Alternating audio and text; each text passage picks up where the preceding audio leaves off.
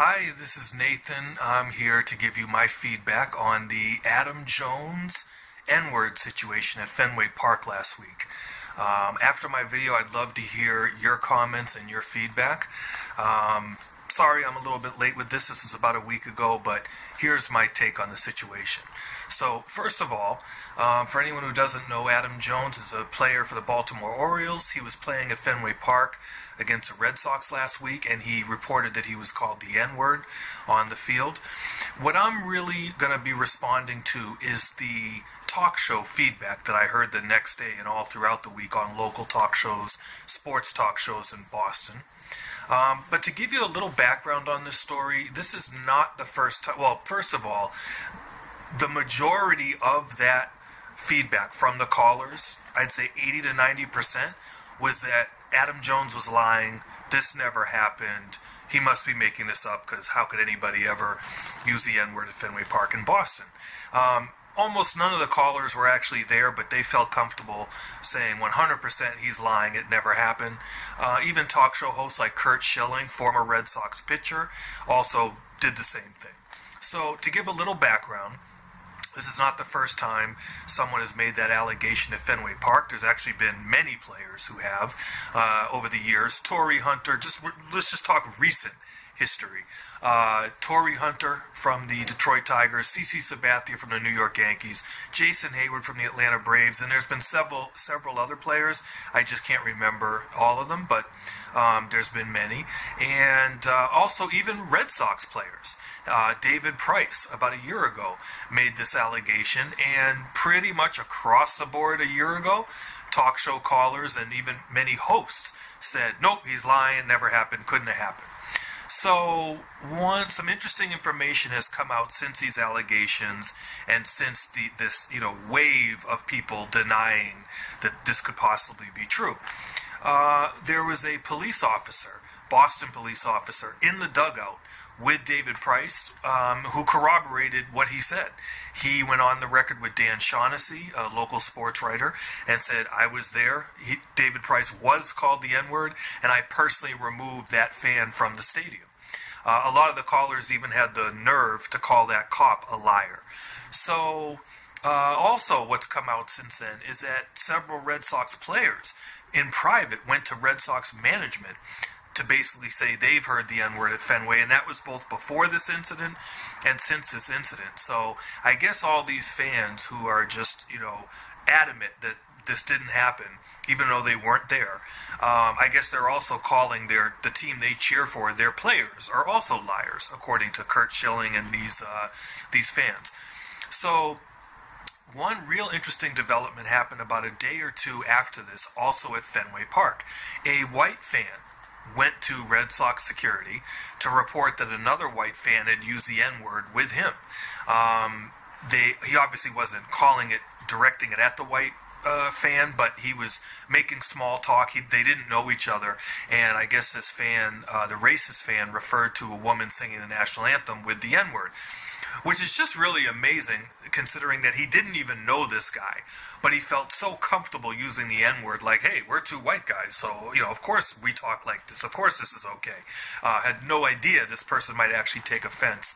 Well, that person did take offense. That fan has high moral character, so they're not going to stand for anything like that. They went to security, this guy got kicked out, and he got banned for life. So what was interesting also on talk radio is that after that incident happened, the white on white, if you will, N-word incident, much less callers were crawling out of the woodwork to say, oh, it didn't happen. Much less people were attacking the character of the white fan who reported this. I found that interesting. So yeah, it's been quite a week over there at Fenway Park. So, couple things. I guess I'll start with, in response, is to say that racism exists. It's an epidemic in our country. It always has been and is still to this day. Sure, it's gotten better, but it still is alive and well. So for fans to just not even believe that that could happen is to me not credible of those fans. Also, and again, I could quantify how racism still exists to this day. There's hundreds of studies and statistics that bear that out, that across our society, there is a vast disparity in how people are treated in the same situations between blacks and whites. But I'm not even going to dignify those denials with having to actually prove racism exists. I can provide all that information in another video or in the comments for anyone who still wants to doubt that racism still exists to this day. Also, the N-word is used in America every single day. That is just a fact, not an opinion. If you don't believe me, go on the internet, go on YouTube, go on Barstool. Look at, I was on YouTube yesterday watching the Russian hearings, the former acting Attorney General Sally Yates testifying. Now, this testimony had nothing to do with race. This case had nothing to do with race. It was about Russian infiltration into our election process.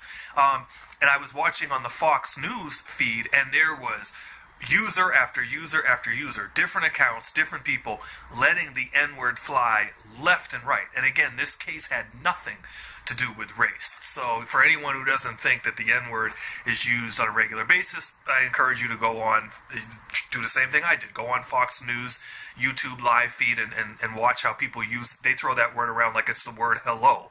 But that also fits right into what racists are.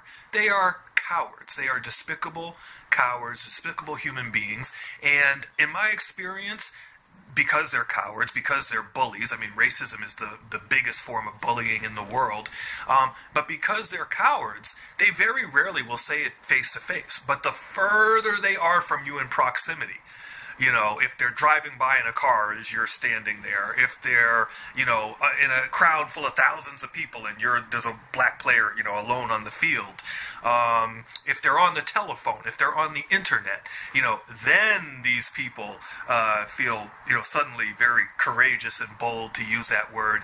And, I guess they've been holding it in, for so long. So, it's interesting how that all plays out. So that is my response to those people. I believe anyone who denies that racism exists in general, like not even any specific case, but to sort of say, oh, how could this be true? That's essentially denying that racism exists, denying that the N-word is used every single day. Those people have no honor, no values, no principles, or very, questionable ones. So that's my piece on that. I would like to end this video actually on a positive note, because there were some positives that came out of this situation as far as I'm concerned. Number one, the Red Sox immediately came out and condemned this behavior, and the Red Sox have quite a checkered past, to put it mildly, when it comes to racial relations, racial incidents at Fenway Park, and even their own racism. That was, a lot of that was in the past as far as the organization. So it is nice to see, though, that this current administration wants nothing to do with that, will not tolerate it at their ballpark. And I really appreciate that. They came out with very strong statements and they banned that person for life. Also, the Red Sox fans gave Adam Jones a standing ovation the next night when he came up to bat. I thought that was a little over the top, but I really appreciate the sentiment. I think it was really nice that they would make that statement as a large, thousands of people making that statement that this doesn't represent us. We do not believe in this kind of thing.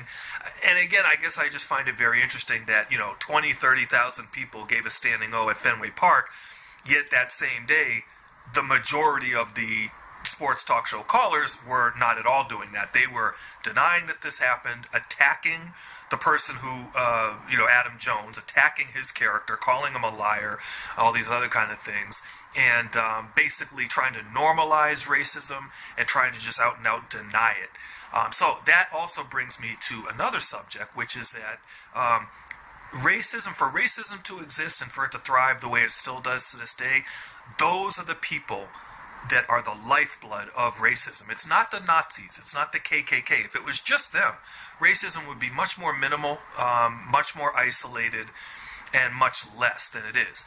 It's the everyday average Joe, your neighbor, your coworker, the talk show callers. By them denying, dismissing, normalizing racism, and especially attacking en masse. Anybody who would make that allegation, that is why racism still exists to this day the way that it still does. So again, ending this video on a positive note, I want to say thank you to the Red Sox organization. Thank you to the fans who did the standing ovation. Thank you to the fans who reported the N-word. Thank you to the cop who corroborated that the N-word was called to David Price. And thank you to the few callers who did call in to stand up to these bigots. Especially thank you to certain talk show hosts in Boston who called out these callers to their face on their hypocrisy, on their fraudulence, on their racism. Local talk show hosts like Beetle from Zoe and Beetle, Adam Jones. We actually have a talk show host named Adam Jones. He definitely stood up to them. Maserati from Felger and Maz. I really applaud his position on this and the way he confronted many of these callers. And even Felger himself. Felger is basically our most popular sports talk show host. I'm a big fan of his. He's great at what he does. But Felger originally was one of the deniers. When David Price came out with his allegations, Felger took to the airways over and over again and said, David Price is lying, this never happened, no one ever uses the N-word at Fenway Park, even though Felger was not there. He felt comfortable taking that stance. But I'll give the man credit where credit is due. Being an intelligent, unbiased person means that when you are given new information, you can change your mind. And Felger in recent days has done that, and he stood up to a lot of those callers as well. So I really appreciate all you guys. Thank you so much. It really means so much what you guys did, and the message that sends to your listeners. So thank you guys for sitting through this video. I'd love to hear your responses. Please comment. Tell me I'm wrong. Tell me I'm right. Tell me whatever you want. If anybody would like to debate me on this subject, I would love to take you up on that. Just let me know.